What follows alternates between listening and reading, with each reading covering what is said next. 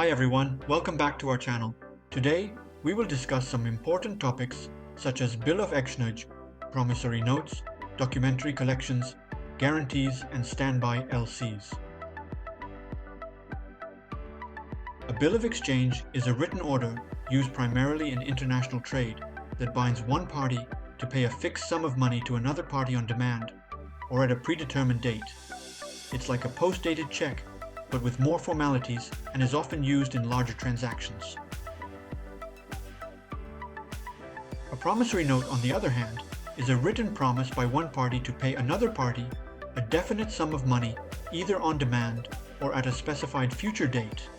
It's similar to an IOU, but is more legally binding and detailed.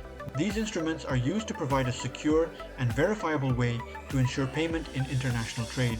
A seller might use a bill of exchange to ensure they get paid at a later date, while a buyer might issue a promissory note to guarantee payment without needing immediate cash flow.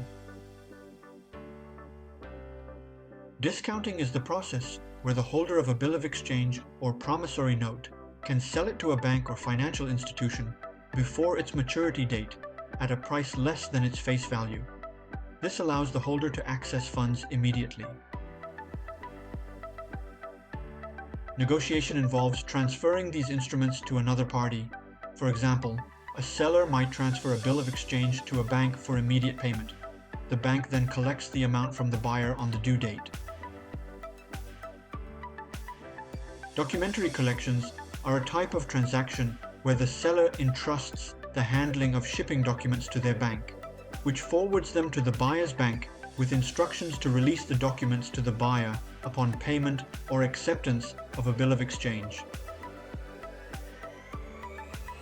In DP, the documents are released to the buyer only after the payment is made. It is similar to the term sight. The documents are released to the buyer upon acceptance of a bill of exchange, committing them to pay by a certain date. The process of documentary collections involves several parties. The exporter initiates the process by shipping the goods and preparing the necessary documents. The exporter's bank then sends the documents to the collecting bank. The importer's bank receives the documents and forwards them to the importer. The importer pays or accepts the bill of exchange to receive the documents and claim the goods. This method is less secure than letters of credit, but cheaper and easier to manage, making it suitable for transactions between trusted parties.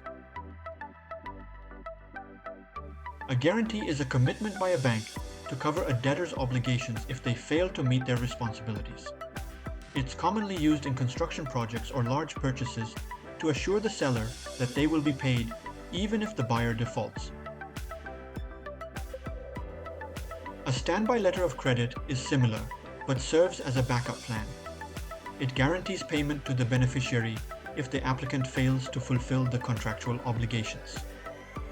Unlike regular letters of credit, SBLCs are only used if the buyer defaults. Guarantees are generally for specific obligations like performance or payment, while SBLCs cover broader default scenarios. Guarantees are more common in domestic trade, whereas SBLCs are widely used in international trade due to their flexibility and global recognition. In practice, a contractor might use a guarantee to assure a project owner of their performance, while an exporter might use an SBLC to ensure they receive payment if the importer defaults. Subscribe and hit the notification bell to stay tuned.